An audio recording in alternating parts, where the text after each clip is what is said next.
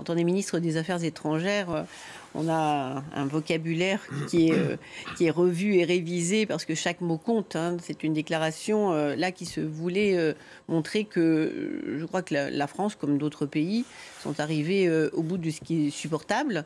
Et donc, il y a quand même enfin une volonté, je crois, d'avancer ensemble, puisque, et cela a été très bien rappelé, l'Europe voit bien que si elle n'est pas unie, si la France devait prendre des sanctions toute seule, cela ne servirait à rien. Donc il faut quand même que l'Europe soit unie et parle d'une seule voix, ce qui va peut-être être un peu compliqué avec certains pays, et que les États-Unis, bien évidemment, également, fasse pression, parce que tant que les États-Unis fournissent des armes, eh bien la guerre va continuer.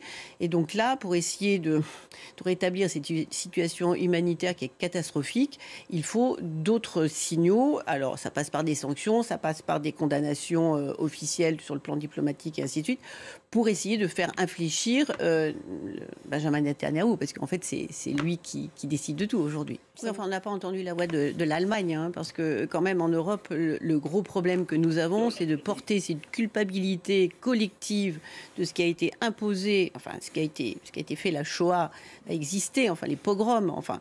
Et là, ce sont des pays européens qui ont massacré leurs citoyens parce qu'ils étaient de confession juive. Et donc, nous portons cette culpabilité qui fait qu'aujourd'hui, on a un Premier ministre israélien qui joue là-dessus. Parce que dire remercier le Hamas, mais je trouve que c'est un peu facile de dire cela.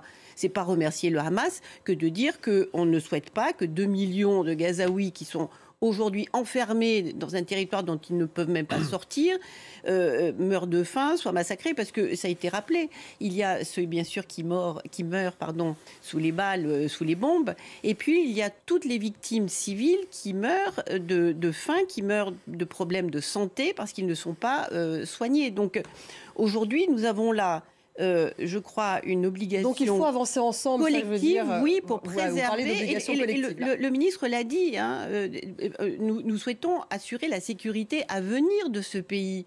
Israël aujourd'hui, enfin le Premier ministre israélien, pour moi, est coupable d'engager son pays, et ça a été très bien rappelé pour des raisons personnelles aussi, de survie politique de sa propre personne, et puis de satisfaire les quelques-uns extrémistes qui ont quand même un projet politique et idéologique très fort, parce que l'idée, et là c'est mentionné de façon très très claire dans le communiqué de presse, qui sont contre la création d'un État palestinien. C'est cela quand même. Donc c'est Gaza, c'est la Cisjordanie qui est colonisée. Et donc quand on a ce mix-là, eh bien en effet, les Israéliens aujourd'hui, par la position de l'Europe, qui sont contre cette politique-là, qui ne reconnaissent pas cette guerre-là, parce que ce n'est plus une guerre défensive, mais une guerre offensive contre le peuple palestinien, eh bien, ont besoin d'être soutenus. Et je crois que la prise de position de l'Europe pourrait aller dans ce sens-là. Il y a encore des centaines de milliers d'Israéliens qui manifestent dans les rues encore aujourd'hui. On va revenir sur la société israélienne. Donc il faut soutenir ces Israéliens-là, qui ont compris que la paix, c'est la paix pour eux, mais pour les générations à venir. Ils ne veulent pas être accusés de ce que les Européens continuent à porter dans quelques générations. Oui, parce que je ne vois pas de solution armée de toute façon. Je veux dire, l'armée israélienne n'arrivera jamais à éradiquer l'ensemble des membres du Hamas. C'est absolument illusoire. Donc, à partir du moment que cette guerre, qui est une sorte de guerre hybride, un mouvement terroriste contre une armée conventionnelle qui devrait respecter les règles d'ailleurs d'engagement, mais qu'elle ne fait pas ou plus comme elle devrait le faire.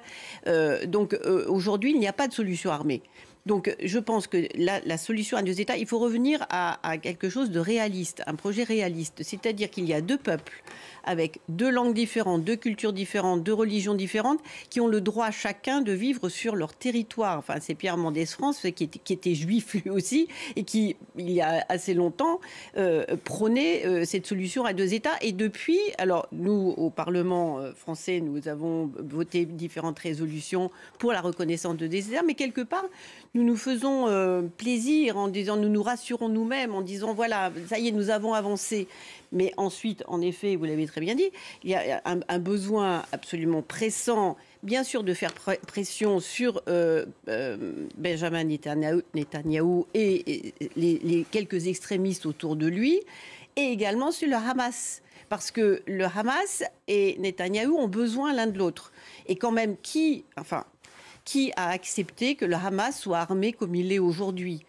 Israël contrôlait, il faut le dire à un moment aussi quand même, l'argent qui venait du Qatar pour soutenir la bande de Gaza. Et dans tout cet argent qui rentrait à Gaza, eh bien, avec l'assentiment d'Israël, Netanyahou savait très bien que le Hamas en profitait et prenait son dû. Donc je crois que l'un et l'autre avaient besoin, vous savez, les extrémismes se nourrissent l'un de l'autre, ils ont besoin de l'un de l'autre pour exister.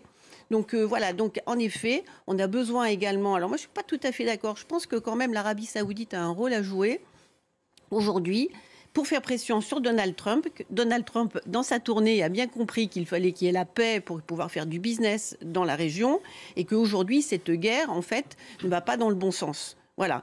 Et donc, je pense que c'est une façon détournée, quelque part, de faire pression sur Trump, parce que moi, je suis tout à fait d'accord, c'est quand même les Américains qui détiennent la clé de la continuité de cette guerre ou pas.